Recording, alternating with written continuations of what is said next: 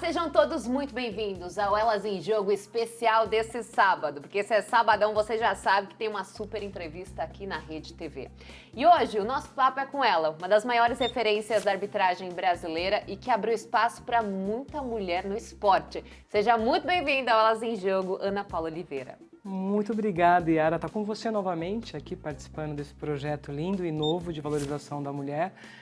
Mas eu não me sinto tão responsável assim, né? Eu acho que eu contribuí um pouquinho na minha época, mas existiram as antecessoras e há uma geração futura aí também, né? Que tem muito o que fazer pela frente ainda. E você, como é que diria? Pendurou a bandeirinha? Não pendurei, você acredita? Sério? Eu não vou falar. Eu ainda apito os jogos. Eu, na verdade, gosto de apitar, né? Eu acho que eu posso contar um pouquinho essa história.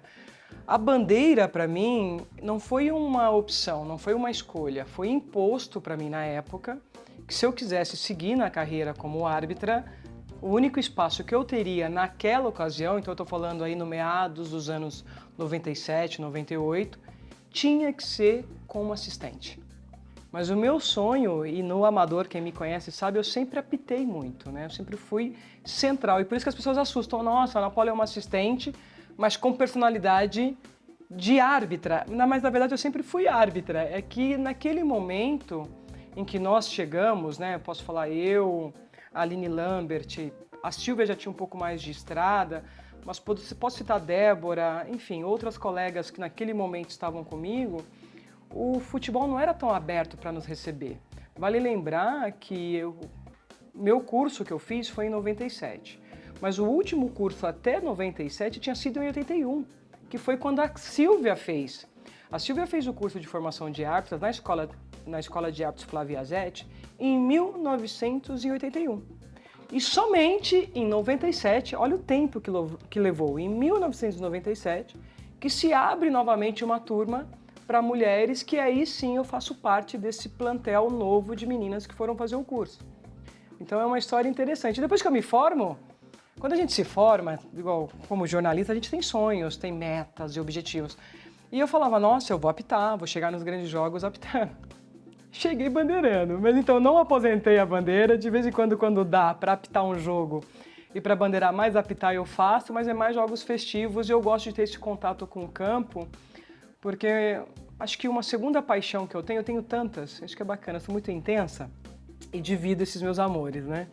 Além da arbitragem, eu gosto muito de ensinar árbitros, eu gosto de treinar árbitros e acho que uma maneira de você treinar bem um árbitro na sua construção, seja dentro e fora do campo, é você ainda sentindo o cheiro da grama. É você ainda treinar no campo de jogo, igual eu ainda treino no gramado às vezes, faço mudança de direção, giro de quadril. Porque quando eu vou cobrar isso de um garoto, eu preciso saber o que eu quero e mostrar para ele como fazer.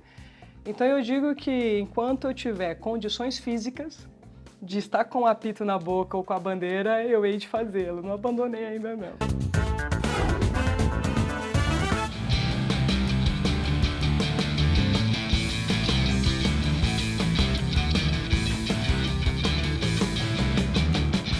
E o Elas em Jogo especial já tá de volta aqui na Rede TV. E hoje estamos batendo um papo muito especial com Ana Paula Oliveira. E Ana Paula, a gente estava falando de como começou a sua carreira no primeiro bloco, de como foi toda essa caminhada. E aí, queria que você me contasse quais foram os jogos mais marcantes da tua vida. Aquele que fica assim, ó, martelando, que do nada você pensa, nossa, mas aquele jogo ali deu trabalho. Ou que foi muito importante pra você. Eu tive vários. Você quer saber, assim, os mais importantes de vitórias de conquista ou com aqueles que eu aprendi com o erro? Pode ser um de cada? Um de cada? É. Tá bom, vamos lá. Eu acho que um jogo marcante na minha carreira, importante, que me promoveu, né, não só aqui no estado de São Paulo, mas sem dúvida para o Brasil e para a América do Sul, foi a grande final do Campeonato Paulista em 2003, em que foi São Paulo e Corinthians, no Morumbi, mais de 80 mil pessoas. Naquela época ainda tínhamos o charme das duas torcidas, então de um lado, né, um mar vermelho e branco, do outro lado um mar vermelho e preto, e são sensações que eu acho que hoje um árbitro ou um jogador não vai voltar a ter aqui no estado de São Paulo, porque é torcida única, mas eu tive o privilégio de fazer um jogo no Morumbis, casa lotada, com as duas grandes torcidas naquele momento. Então isso foi em 2003 e sendo a primeira mulher na história do futebol paulista a fazer uma final. E depois delas vieram 2003, oficial, né? Eu tinha feito 2002, que foi Ituano em São Paulo, mais um jogo que era um time da capital com um time do interior, por isso que eu digo que São Paulo e Corinthians foi o maior. Depois, na sequência, em 2004, eu volto a fazer a minha terceira final consecutiva, que foi São Caetano e o Paulista de Jundiaí. Para quem lembra do Paulista, pessoal, o Paulista foi time de primeira, brigando com os grandes por título.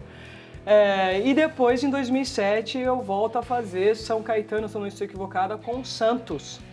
E o Santos se consagrando campeão, então eu tenho no meu currículo 4 finais aqui em São Paulo. E o jogo que me marcou, e todo mundo sabe, gerou uma polêmica, as pessoas tendem a dizer que a Ana Paula é polêmica. Eu não acho que eu sou polêmica, eu acho que eu sou muito direta, muito franca e vivi situações na minha carreira que geraram discussões, que foi o fatídico jogo da semifinal da Copa do Brasil. Vale lembrar que no ano de 2006, eu fiz uma grande final também de 2 torcidas, Flamengo e Vasco. Eu tive a honra de fazer esse jogo com grandes estrelas no campo, isso em 2006. E 2007, o fatídico jogo, uma semifinal, Botafogo e Figueirense, que foi o jogo que me marcou de forma negativa, né? Porque eu tive um erro milimétrico, que hoje, com o advento da ferramenta VAR, com certeza eu estaria atuando no campo de jogo ainda, porque a minha idade permite, mas ali a minha vida mudou em função desse equívoco nesse jogo no Maracanã, com 75 mil pessoas e assim por diante. Você acha que pelo fato de você ser mulher, isso pesou ainda mais? Ah, sem dúvida. Você fala do jogo do Botafogo e Figueirense, é simples, Nath. Acho que você gosta de futebol e eu vou lançar um desafio para você, para a Yara e para quem está em casa. Na minha época, tivemos grandes assistentes. Eu quero que vocês façam um levantamento entre homens e mulheres. Quais foram os assistentes que mais erraram e o nível e gravidade do erro? Por que eu estou trazendo isso para vocês? Porque naquela época, graças a Deus, e eu tenho isso como dados, eu fui a assistente que mais teve acertos em jogadas dificílimas. Então eu sempre estava nos grandes jogos. E você está nos grandes jogos, você está mais exposto. E eu cometi um erro milimétrico, me crucificaram. Sem dúvida, a gente vai trazer à tona a discussão de gênero, que ainda é latente e que lamentavelmente ainda é real. Porque naquele mesmo período eu tive companheiros, homens, que se equivocaram em lances grosseiros. Eu não estou falando lance milimétrico não, lance de 1 metro, de 1,5 metro, que continuaram atuando e chegaram aí para uma Copa do Mundo. E eu não tive sequer o direito, eu estava escalada na sequência, eu tinha esse jogo no meio de semana, e estava escalado porque foi jogo da Copa do Brasil no meio de semana.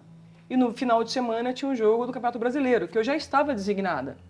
Então eu lembro que eu tinha o jogo da quarta, eu viajei para a Bahia para fazer um evento, e desse evento eu já voltaria para o jogo do Brasileiro. Eu fui retirada da escala. Não deixaram eu cumprir o jogo subsequente. Porque eu tenho certeza absoluta que se eu tivesse feito o jogo do Brasileiro na sequência, ia ficar muito claro para todo mundo que o que aconteceu na quarta foi um erro humano e natural de qualquer profissional que está ali correndo esse risco. Não me deixaram. E isso nunca foi feito com um profissional masculino. Então, sem dúvida, naquele momento, pesou muito a discussão de gênero, pesou muito o poder que os clubes tinham nas instituições, que hoje não tem. Eu acho que hoje tem um poder, existe uma troca, uma respeitabilidade, mas eu acredito que nós somos mais profissionais hoje do que nós fomos há mais de, vamos colocar aí, 15, 20 anos atrás. E porque naquela época, o presidente de um clube, ele tinha um poder muito forte sobre as decisões da instituição, que graças a Deus hoje tem esse poder, mas de forma distinta, né? Hoje existe um trabalho de gestão, mas eu senti muito e faz parte, né? Afinal, eu que escolhi ir para o futebol, eu já sabia que ali era um ambiente masculino, mas eu não imaginei que eu fosse ser tratada tão diferente, como eu vejo a Edna ser tratada diferente nos dias de hoje. Então, se vocês acham que o que a Edna sofre é terrível, é horrendo, é lamentável de se ver, porque eu acho tudo isso, imagine na minha época, imagine as minhas antecessoras. E Ana Paula, você teve a oportunidade de estar com a Federação Paulista de Futebol no trabalho e também com a CBF. Queria que você explicasse para o público como é que foi esse seu trabalho com as instituições. Foi sensacional. Eu acho, pensando no meu crescimento como profissional, eu acho que foi incrível. Eu fiquei quase 6 anos na CBF. Nesse período eu passei em todas as funções possíveis. Eu comecei lá como secretária da Escola Nacional de Arbitragem, que hoje não existe mais, da extinta Escola Nacional de Arbitragem. De lá eu fui para a Coordenação Nacional de Instrução. Junto com a escola no cenário nacional, eu ingressei o plantel de instrutores da Conmebol, logo subsequente o plantel de instrutores da FIFA. Nesse meio tempo, fui promovida a membro de comissão, então assim, eu fui a primeira mulher a compor a Comissão Nacional de Arbitragem, fiquei lá por um período e tive o desafio de coordenar a arbitragem feminina e criar o departamento de análise e desempenho da arbitragem, que eu adoro análise, eu adoro números, eu adoro processo, eu gosto disso, acho que isso agrega. Então foi enriquecedor o período que eu tive na Conmebol, na FIFA e na CBF, porque me deram condições para vir para São Paulo para um cargo que eu não esperava, de me tornar a primeira mulher a presidir a Comissão de Arbitragem de São Paulo. Então eu acho que todo esse período que lá fiquei me deram alicerce, uma base para vir para cá e me fazer colocar algumas coisas que eu tinha, ideias, né? O pessoal pode falar que é utópico, mas eu tinha um sonho que era fazer uma gestão de arbitragem. Não que eu não tenha cometido erros como gestora, longe disso, mas que fosse limpa, que fosse transparente, que tivesse critérios, que tivesse indicadores, que um jornalista pudesse me ligar e a gente conversava de igual para igual sem problema. E eu não me via agredida pelas cobranças. E a gente conseguiu colocar isso em prática e eu sou muito grata ao meu tutor da FIFA, Jorge Larrionda, que foi um braço direito. Eu acho que a gente não tem que ter vergonha de quando a gente recebe a oportunidade de um cargo da magnitude que eu recebi e procurar alguém que possa te ajudar. E prontamente, quando eu falei para ele, professor, estão querendo me dar a presidência aqui, eu ainda não aceitei, mas eu quero saber se o senhor vai estar comigo para me ajudar no processo que nós acreditamos juntos que é possível. E ele prontamente abraçou esse projeto comigo e juntos fizemos um resgate da arbitragem paulista em 4 anos que lá estive. E hoje você está atuando diretamente com a Copa do Mundo Feminina, que vai acontecer no Brasil em 2027? É isso. E estamos de volta com Elas em Jogo especial, hoje num super bate-papo com Ana Paula Oliveira. E antes do intervalo, fiz uma pergunta para Ana Paula. Copa do Mundo Feminina de 2027 será aqui no Brasil e Ana Paula está trabalhando com isso, certo? Certo, Yara. Na verdade, eu estou no processo embrionário, vamos falar assim. É outro ponto do acaso que Deus me deu. Eu fui convidada pela Prefeitura de São Paulo, então hoje, só para as pessoas entenderem, eu estou na Prodan, que é uma empresa pública-privada de tecnologia e inovação, e a Prodan me indicou para o comitê organizador da Copa do Mundo Feminina 2027, que hoje está alocada na Secretaria de Relações Internacionais. Por que eu digo hoje? Porque até dia 31 de dezembro está neste segmento, nesta secretaria. É sabido por todos que quando a gente passa por um processo eleitoral, o ano subsequente, secretarias podem mudar, líderes podem mudar, então nós vamos aguardar a partir de janeiro em qual secretaria de fato este comitê ficará alocado. Tudo indica que pode se manter nas relações internacionais, porque é um evento internacional de uma grandeza absurda, ou ir para a Secretaria de Esportes. Então eu estou nesse aguardo, eu sou membro desse comitê. As primeiras ações foram mais ações de apoio à FIFA, porque a FIFA veio fazer a vistoria da Neoquímica Arena, veio fazer vistoria também nesses últimos 2 meses do nosso sistema de hotelaria, veio verificar os centros de treinamentos também, mas tudo isso é um trabalho muito de checagem e observação da FIFA. Nós vamos aguardar mesmo a nomeação a partir de fevereiro, que hoje são 12 cidades concorrendo, provavelmente a FIFA deva fechar com 10 ou 8, e nós pretendemos ser uma das cidades, né, São Paulo, que já foi sede da Copa do Mundo aqui em 2014, volte a ser, mas vamos deixar para comemorar só a partir da decisão oficial da FIFA em 2027. e 25. Ana Paula, a gente fala sobre a importância de uma Copa para o futebol feminino no Brasil. Você acha que pode ser um marco também para a arbitragem? Ah, sem dúvida. Primeiro porque eu entendo que Nova Zelândia e Austrália, Nath, já foi um marco histórico. Não só em público, não só em visualização, mas principalmente em direitos à mulher. Foi a primeira Copa do Mundo em que as jogadoras, e acredito que no futuro árbitras, poderão levar seus filhos. E no caso da arbitragem, isso não aconteceu na Nova Zelândia e Austrália. Quem sabe no Brasil, as mamães que são árbitras, né, que têm aí seus filhos na idade de amamentar e tudo mais, poderão ter a companhia deles em seus quartos, coisa que ainda não aconteceu. Eu estou fazendo aqui uma projeção positiva de questões que possam ocorrer nesse sentido. Então, vai ser um marco muito importante para a gente e eu espero que essa Copa vindo para cá, que ela não tenha só transformação na arbitragem para jogadoras, mas que mude a cultura que o nosso povo vê e enxerga a mulher no futebol. E quando eu digo a mulher no futebol, não é só jogando bola não, gente, porque a gente já tem a rainha Marta, mas é trabalhando na gestão, é trabalhando na parte de medicina, é envolvida de fato com toda a estrutura futebol, que ainda é uma barreira, né? Nós temos pouquíssimas mulheres que são gestoras. Quero ressaltar a Petrobras, que está financiando um projeto de formação junto à Federação Paulista de lideranças femininas. Eu acho isso bárbaro, eu acho que demorou para a gente ter projetos com essa magnitude, com essa seriedade. A gente precisa começar a se movimentar, criar summits, seminários, debates, não só para falar sobre a participação da mulher, mas o que a gente quer deixar, o que a gente quer propor, quais são os temas que a gente quer indagar. Se fala pouco, mas a gente precisa falar sobre a questão de assédio. A gente precisa falar sobre isso, porque ainda é muito presente. E não é só aqui no nosso país, não, é no mundo, visto o que aconteceu com a seleção espanhola, que foi campeã do mundo.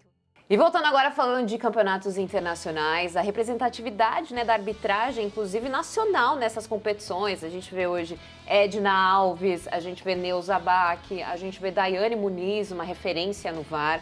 E você também teve a oportunidade de apitar fora do país numa grande competição, gente, Olimpíadas. Menina, eu fico tão feliz de você citar esses nomes, porque eu acho que nessa vida a gente tem que ser movido por propósitos. E um dos propósitos que eu tive lá atrás, eu não sei se foi a decisão certa ou errada, gente, eu larguei o jornalismo para voltar para a gestão em 2014, porque eu queria contribuir para o crescimento da arbitragem feminina e ver a arbitragem feminina sendo representada em grande estilo, como eu e Silvia Regina tivemos o privilégio de representar. E é bacana ouvir isso, porque essas meninas conseguiram ir além do que nós conseguimos. E respondendo de Olimpíada, para mim todo mundo sonha com Copa do Mundo. Eu sempre sonhei com Olimpíada, Yara, desde pequenininha, eu sempre quis ir para uma Olimpíada. Eu sou apaixonada por Olimpíadas e eu espero ir para mais algumas na minha carreira. A primeira que eu participei foi em 2004 e foi o momento mais mágico da minha vida em todos os sentidos. Primeiro que foi uma realização de criança, de menina, eu ainda era uma menina com 24 anos na época, para 25. Era um sonho de menina, era a minha primeira grande competição internacional, na Grécia, 100 anos de FIFA, era moderna dos Jogos Olímpicos, foi o marco, né, da era moderna. Eu que adoro história, gosto de ler muito, gosto de literatura. Fui com a Silvia, que naquela época era a grande representatividade aqui da cidade de São Paulo, do estado. E depois eu tive a honra de ser chefe da delegação em 2016, né, nos Jogos Olímpicos do Rio de Janeiro. Fui uma das pensadoras e responsáveis pela mudança da gestão na CBF, do futebol feminino. Então eu fiz parte dessas lideranças que as pessoas não falam, mas a árbitra fazendo parte de lideranças, eu fui uma das lideranças que trabalhou em prol dessa mudança e eu fico muito feliz de ver de lá para cá a evolução que aconteceu, tudo por meio dos Jogos Olímpicos. E quando eu falo de mundiais, você citou a Edna, a Neuza, a Daiane, que todas foram minhas alunas, né? Eu tive a honra de treiná-las, inclusive treinei a Daiane para o VAR e isso é motivo de muito orgulho para mim. Treinei instrutoras como a Regildênia, que hoje ocupa o cargo de membro da comissão. A Regildênia foi aluna minha também como pré-instrutora, né? A transição dela de sair do campo de jogo para para instrução, e modesta parte é uma muito boa instrutora. É bacana ouvir isso, porque aí o Brasil voltou a ter espaço, voltou a ter árbitras chegando em semifinais, voltou a ter árbitras brigando por uma medalha, voltou a ter árbitras brigando por competições masculinas. Vale dizer que a Neuza foi para a Copa do Mundo masculina, eu estava lá, tive a honra de vê-la no Catar, não fui visitá-la, mas falei com ela no Catar, assisti. A Edna participando do Mundial de Clubes masculino, foi para a Copa América. Então, eu acho que existe maneiras de ser feliz. Às vezes as pessoas acham que a gente só é feliz quando a gente se autopromove ou conquista sozinho. Eu confesso para vocês que eu sou muito feliz de ver essas meninas aonde estão e saber que de alguma maneira a gente contribuiu para esse processo, sabe? Existe alguma recomendação atual, ou já existia antigamente, da FIFA ou do próprio COI, para que haja mais mulheres nesses setores de arbitragem, nesses eventos? Como funciona? Não, a FIFA ela fez um trabalho que, se vocês for pegar lá na história da Copa Libertadores, lembra que a gente vai falar aí dos anos 2015, 2016, se eu não estiver me equivocando na memória, em que saiu sim um documento em que a FIFA se preocupava com o desenvolvimento, então trabalhou quase que uma obrigatoriedade para que as associações membros investissem mais em futebol feminino e mais também não só em futebol feminino, mas em mulheres em liderança. Lideranças femininas, não só falando de futebol feminino, mas falando de lideranças como um todo dentro do futebol. Uma das grandes iniciativas que gerou muita polêmica na época foi quando a Conmebol determinou que as equipes para disputar a Copa Libertadores tinha que ter um time feminino. Foi aí que equipes foram reativadas, inclusive, né? Foram reativadas, porque se ela não tivesse feito isso, as pessoas falavam, mas foi obrigar. Lamentavelmente, na América do Sul, nesse duelo de gênero e de machismo, se você não traz um documento dizendo é obrigatório, não vai acontecer simplesmente pela boa vontade. Talvez agora, a gente está falando em 2024 para 2025, comece a ter agora interessados, porque agora começou-se a notar que o futebol feminino pode gerar lucro. Ele virou um grande produto. As jogadoras agora estão sendo comercializadas a preço de ouro no mercado, né, de compra e venda de atletas. Então, as premiações aumentaram. O interesse de grandes marcas com esse conceito, né, da diversidade, com esse conceito do empoderamento feminino, da promoção mais igualitária da mulher, tem tido mais interesse em investir em marcas voltado para esse segmento. Então, eu digo que o momento está nos favorecendo, precisamos saber aproveitar. Meninas, por favor, se capacitem. Então, eu acho que cada vez mais, além de nós ocuparmos os espaços, por isso que eu acho que esses espaços precisam ser ocupados por mulheres merecedoras daquele espaço, não pode ser cota, ela tem que fazer por merecer, estar naquele espaço, porque aí isso dignifica, isso ganha consistência e respeitabilidade, e aí permitir com que elas tenham atitude de tomada de decisões.